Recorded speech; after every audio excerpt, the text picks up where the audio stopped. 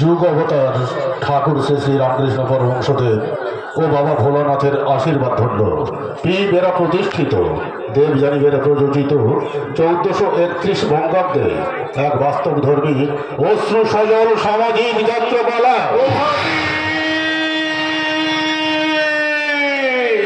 প্রভাতী প্রভাতী তুমি কোথায়? তোমাকে আমি দেখতে পাচ্ছি না কেন? প্রভাতী হঠাৎ আমার ঘুম ভেঙে গেল, তাই তো তোমার সন্তানকে নিয়ে আমি তোমার সঙ্গে দেখা করতে এসেছি। প্রভাতী প্রভাতী ওই এখানে তো নেই। তোমাকে এটা আমার মনের ভ্রম নাকি উদাসী মনের অনেক কল্পনা? না না না না, কল্পনা হবে কেন? সে তো আছে, আমার ভাবনার মধ্যে আছে, আমার তন্দ্রার মধ্যে আছে, সে আছে, সে কথা বলছে। এসো প্রভাতী এসো, আজ 3 মাস তুমি আমার কাছে নেই।